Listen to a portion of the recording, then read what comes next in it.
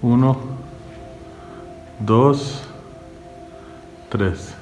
Buenas tardes, hermanos, que Dios los bendiga a todos una vez más. Creo que el deseo de Dios es bendecirle a usted en todo, y creo que ese deseo todavía sigue permaneciendo firme, y a pesar de las circunstancias de la vida, me uno al deseo de Dios, bendiciéndole y esperando que usted, su familia y todo lo que usted haga sea prosperado por la mano de Dios. En esta tarde yo quiero referirme a un tema que creo es de suma importancia para la iglesia, para la gente, y tiene que ver con la gran importancia de aprender a solucionar conflictos en el tiempo oportuno. Sí, todos nosotros pasamos conflictos, hay circunstancias, hay situaciones que se nos vienen y que algunos vienen de repente, otros vienen progresivamente, otros se han creado un hábito, y todo ello nos obliga a nosotros a cómo aprender a solucionarlos.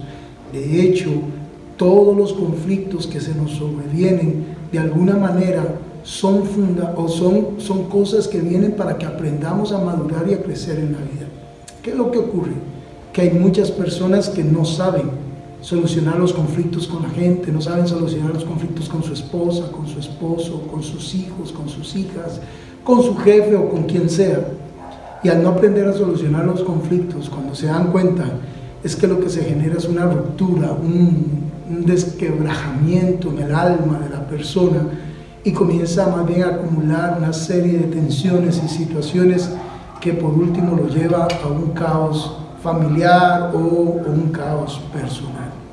Yo quiero hoy leer Mateo 5 del 21 al 26, y partiendo de ese texto quiero que meditemos un poco en cómo lograr solucionar los conflictos de nuestras vidas en tiempo oportuno. Voy a leer, oramos y que Dios nos acompañe. Dice Mateo capítulo 5, verso del 21 al 26. Oísteis que fue dicho a los antiguos: no matarás, y cualquiera que matare será culpable de juicio. Pero yo les digo que cualquiera que se enoje contra su hermano será culpable de juicio, y cualquiera que diga a su hermano necio será culpable ante el concilio, y cualquiera que le diga fatuo quedará expuesto al infierno de fuego. Por tanto, si traes tu ofrenda al altar y allí te acuerdas de que tu hermano tiene algo contra ti, deja allí tu ofrenda delante del altar y anda, reconcíliate primero con tu hermano. Entonces ven y presenta tu ofrenda. Ponte de acuerdo con tu adversario pronto, entre tanto que estás con él en el camino, no sea que el adversario te entregue al juez, y el juez al alguacil, y seas echado en la cárcel. De cierto te digo que no saldrás de allí hasta que pagues el último cuadrante. Padre, ayúdanos en esta tarde a entender tu palabra, a saborear el consejo tuyo que nos has dado a través de nuestro Señor Jesucristo. Ayúdanos, Dios, Señor, para que podamos ser edificados según tu divino poder y tu divino amor. A todos los oyentes, Señor, dale sabiduría y discernimiento, dales entendimiento. Si algo yo dijere que no está en tu voluntad, ellos tengan la capacidad de discernirlo, para que entonces tomen lo que realmente es de tu espíritu, lo que es de tu palabra, y pongan a un lado lo que no es tuyo, Señor. Yo los bendigo desde ya y te pido tu sabiduría sobre ellos también, en el nombre de Jesús. Amén.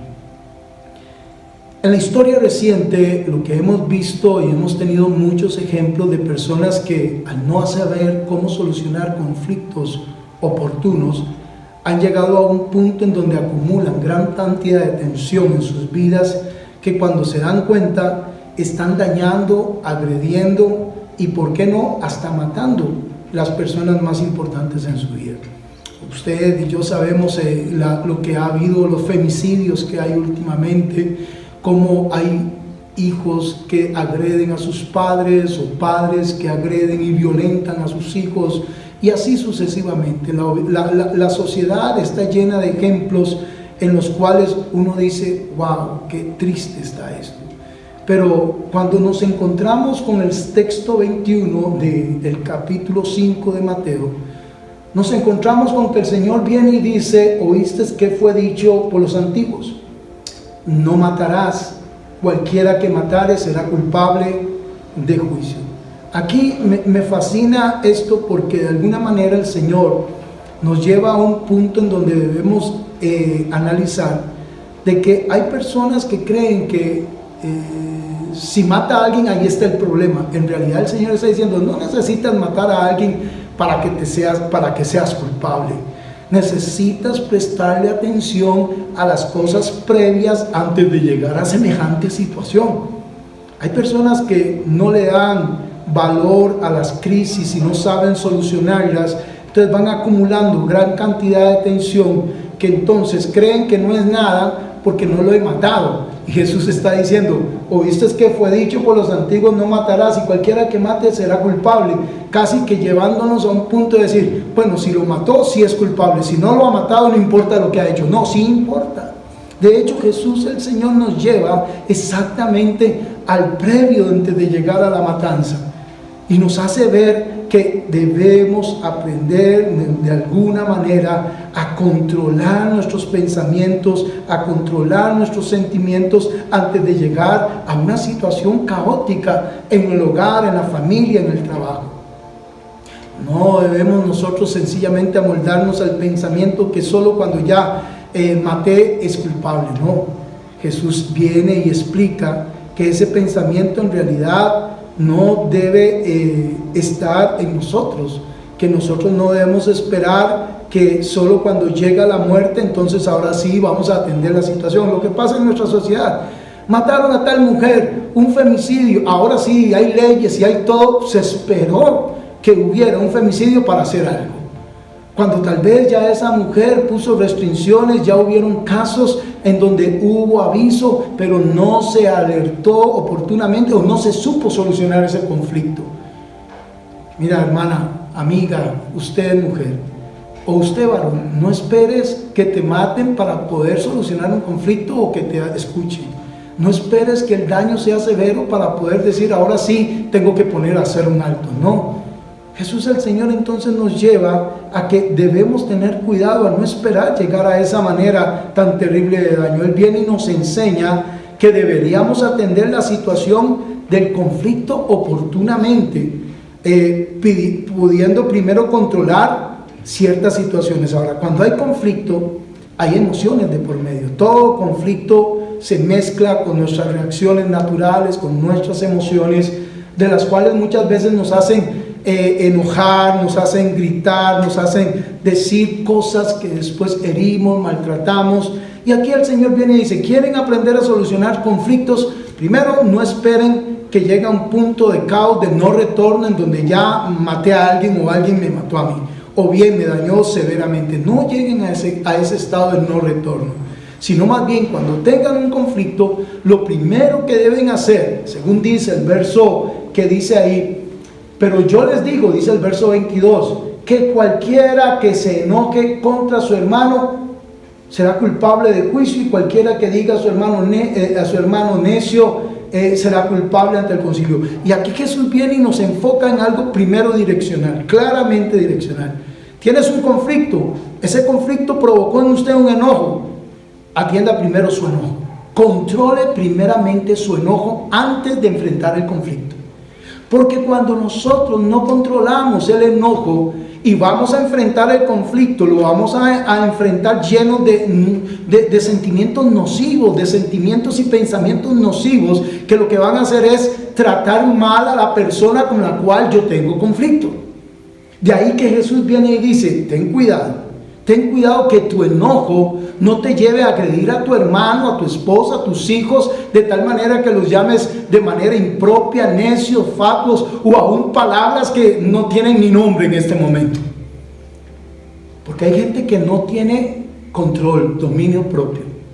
Y al enfrentar conflictos con esas emociones nocivas, lo que hace es agrandar el conflicto. Tanto que más bien Jesús dice que lo que hace es exponer el mismo infierno de fuego.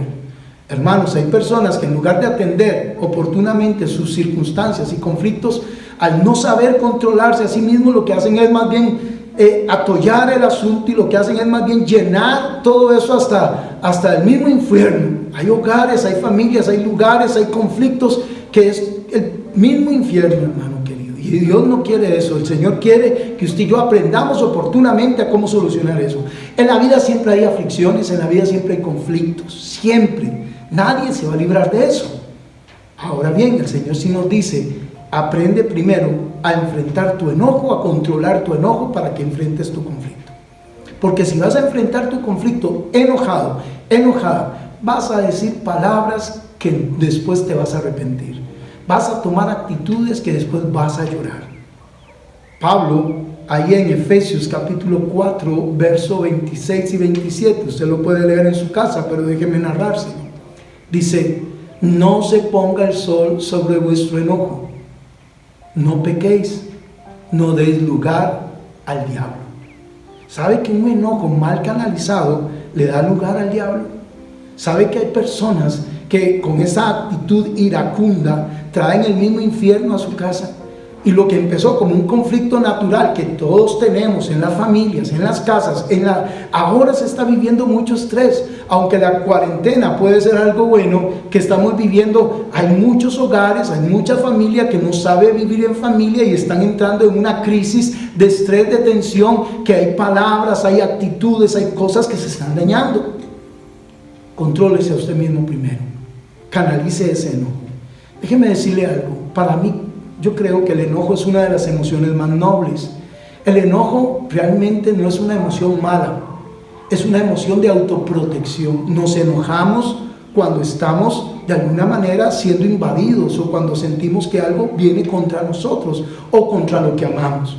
El enojo se nos fue dado como una emoción natural, hermosa, para protegernos. Pero ¿qué ha pasado? Que el enojo se deformó a tal punto que ya no es una emoción de protección, ya es una emoción distorsionada de agresión, de ira, de maltrato hacia los demás. Ahora Jesús el Señor viene y dice: pero yo les digo que cualquiera que se enoje contra su hermano o le dé esa emoción desproporcionada, va a terminar matando y dañando y trayendo el mismo infierno a su casa, a su hogar. Usted tiene derecho a enojarse, lo que no tiene derecho es a dejar que ese enojo entre a un nivel desproporcionado, que en lugar de atender un conflicto, lo haga más grande, y cuando se dé cuenta, el mismo infierno de fuego llegó a esa situación. Les decía del enojo, es una emoción normal, hermosa. De hecho, cuando Pablo dice enójense, no está diciendo que el enojo es pecado. Lo que está diciendo es: aprendan a controlar la emoción del enojo, a mantenerla de alguna manera sana, en donde podamos enojarnos por las cosas correctas, en la intensidad correcta, en el momento correcto y en el tiempo correcto. ¿Sí? Porque hay mucha gente que se enoja por cosas que uno dice, eso no tiene, y se enojan desproporcionadamente por algo que no es nada, y que de alguna manera lo que hace es dañar a la familia. No, usted tiene derecho a enojarse, pero debe aprender a enojarse por las cosas correctas, en el momento correcto, en el tiempo correcto, de manera que entonces usted controle sus emociones. ¿Por qué no solucionamos conflictos fácilmente? ¿Por qué dolorosamente hay conflictos que duran tantos años? ¿Por qué no hay respuestas a nuestras situaciones en ese sentido? Porque no hemos aprendido a solucionar los conflictos de manera oportuna, y cuando nos damos cuenta, en lugar de solucionarlo, lo que hacemos es agrandar la problemática. Así que Jesús el Señor viene y nos dice que nosotros debemos considerar nuestras emociones, porque nuestras emociones juegan un papel importante, y si nosotros queremos resolver conflictos, debemos primero enfrentarlos con emociones sanas. Usted no puede decirle a su hija palabras tan soeces. Usted no puede no tiene derecho de tratar mal a su esposo de esa manera. Usted no tiene derecho de maltratar a sus hijos. Dios no le da derecho a eso. Su familia es su tesoro. Y si usted quiere solucionar ese conflicto, aprenda a controlar sus emociones primero.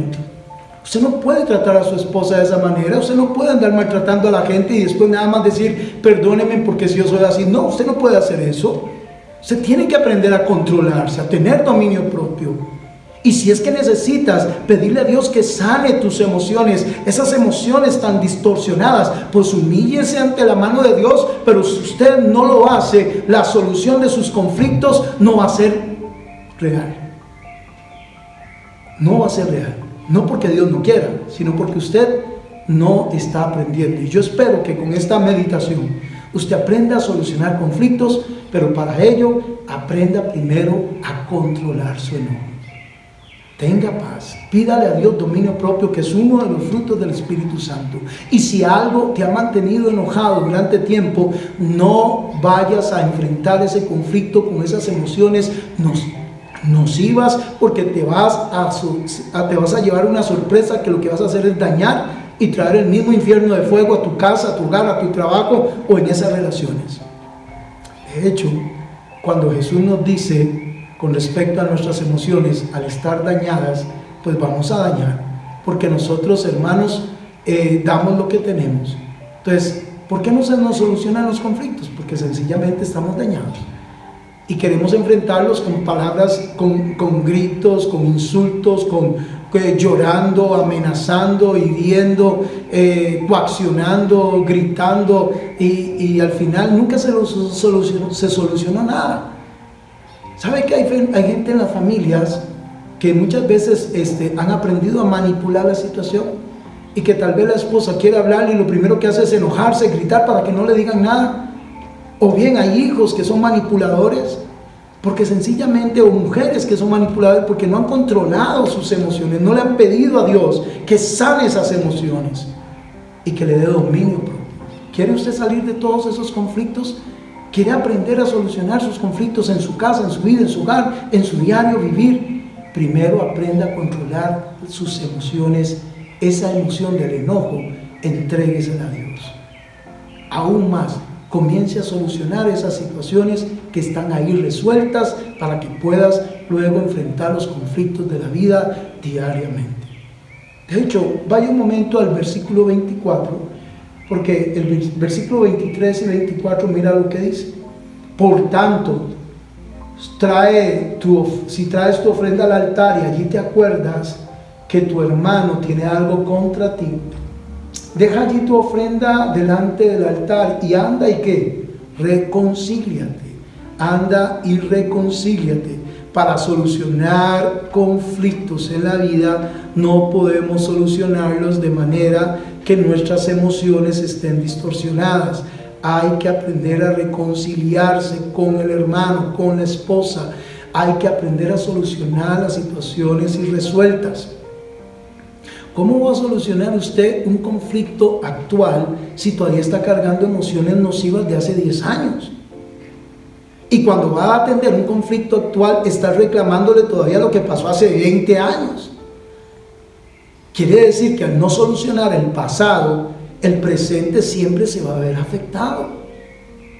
De ahí que si usted se acuerda que ese hermano, ese esposo, esa persona te hizo algo, vaya, reconcíliese. Y la idea de reconciliar tiene que ver con ponerse en paz. Dice la Biblia que Dios se quiso reconciliar con nosotros. ¿Y sabe cómo lo hizo? Mandó a su Hijo, pasó por alto nuestros pecados, puso nuestros pecados sobre su Hijo para que nosotros tuviéramos paz con Él. Ahora, si el Señor se reconcilió con nosotros, ahora nos manda que si queremos vivir una vida de solución de conflictos diaria, debemos aprender a reconciliarnos diariamente con las personas. De hecho, Pablo hace alusión a eso cuando nos dice, no se ponga el sol sobre tu enojo.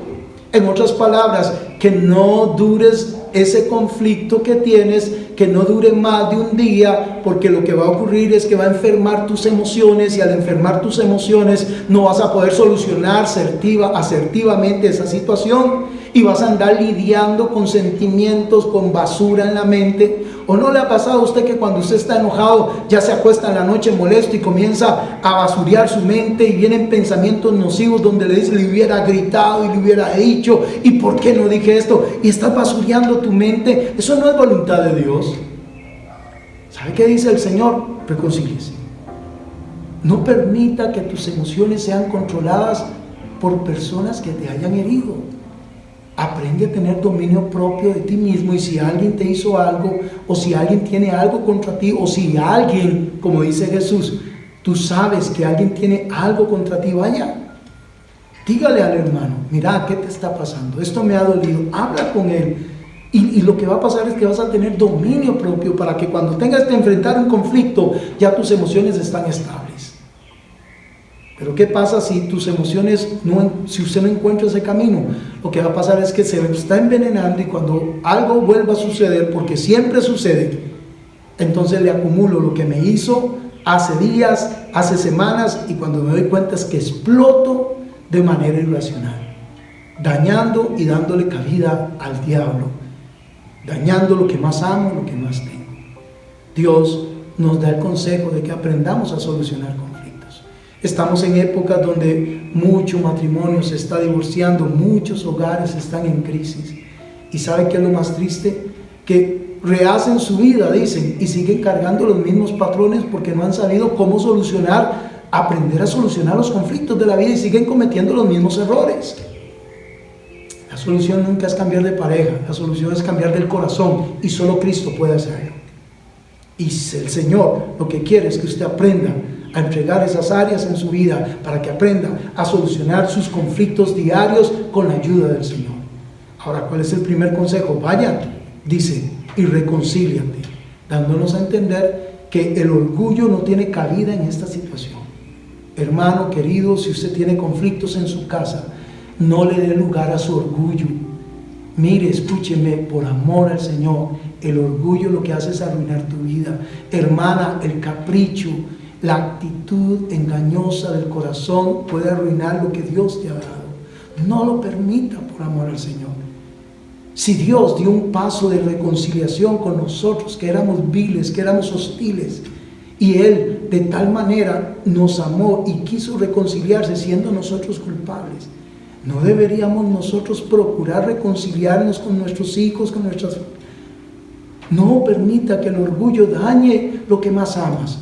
No esperes que esa persona ya no esté o esté en un ataúd para decir, ahora sí lo quiero perdonar. No haga eso, por amor al Señor. Aprenda desde ya a reconciliarse, aprenda desde ya a solucionar conflictos, y lo primero entonces es controlar tu enojo. Aprender a controlar tu enojo, canalizándolo como reconciliándome con la persona que me enojé. Vaya, reconcíliese, hable. Usted no tiene que gritar para que te escuchen, usted no tiene que amenazar para que te escuchen. Lo que necesitas es hablar y decirle lo que sentiste, y pedir perdón o perdonar si es necesario.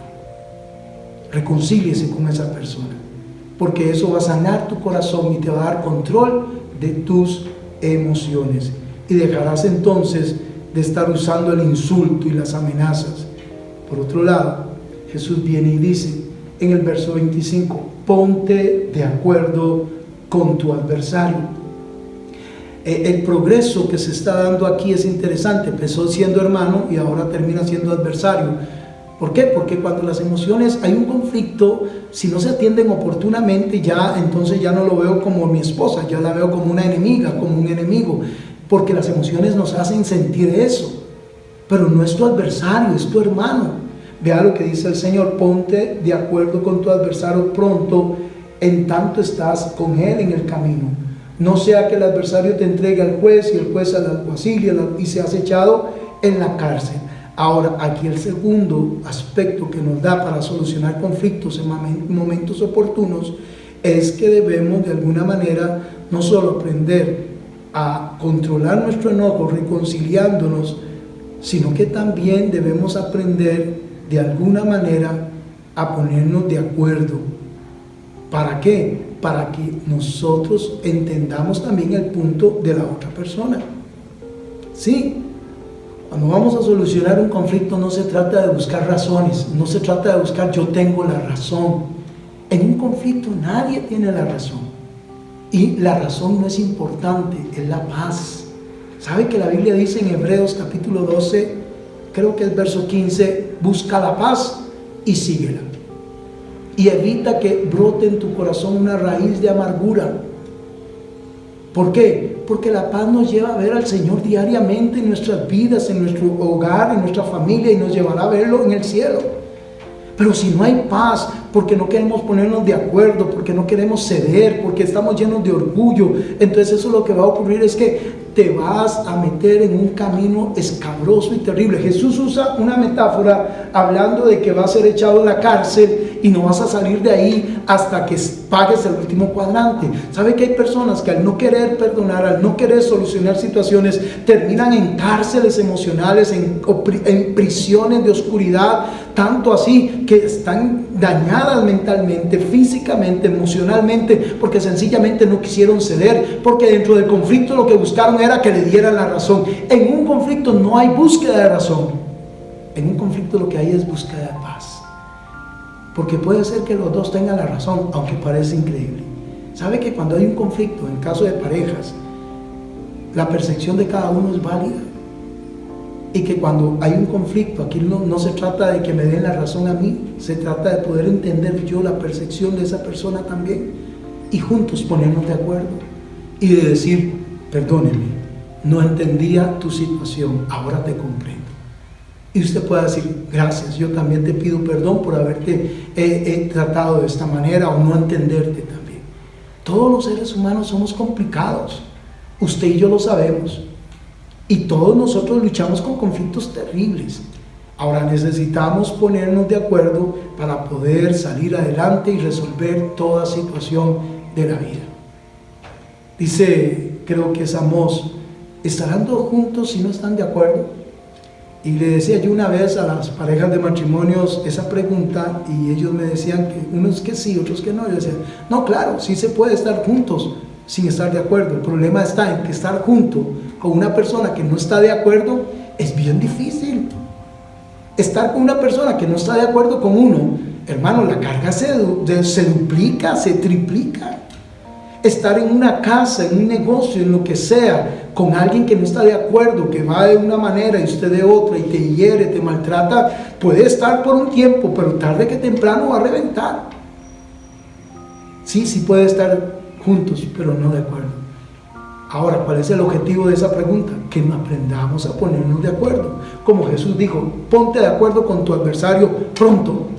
Es necesario ponernos de acuerdo. No se trata de yo soy así, no se trata de que usted tenga la razón, no se trata de que siempre le den la razón, no se trata de que todos hagan lo que usted quiere. Se trata de vivir en familia, vivir en comunidad, vivir en sociedad en donde todos nos beneficiemos y vivamos una vida en paz. Para ponernos de acuerdo, por lo menos hay algunos aspectos que creo son importantes que nos dice el texto. Dice, ponte de acuerdo con tu adversario pronto. Y la idea de ponernos de acuerdo es que necesitamos hablar. ¿Sabe que una de las crisis que vivimos más en esta tierra es que muchas veces en lugar de hablar pasamos por alto las cosas? No fue nada, pero por dentro usted sabe que sí fue algo. ¿No debería más bien usted decirle al Señor y hablar con sus hijos y expresar lo que siente, perdonar lo que siente y poder seguir adelante? Hable, aprenda a escuchar, y no solo eso, acepte su responsabilidad en el asunto.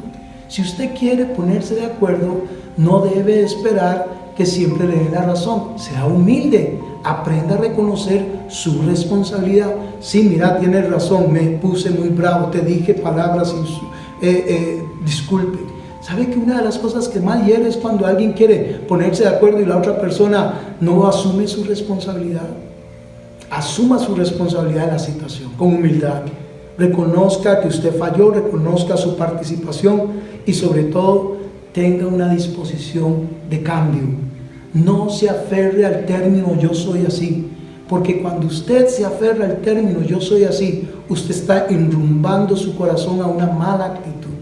Si usted quiere aprender a resolver conflictos, hermano querido, tiene que aprender a tener una disposición de cambio y decirle a su familia, a sus gentes, a su sociedad: perdónenme, reconozco que he fallado en esto y aprendo a corregir lo que debo corregir.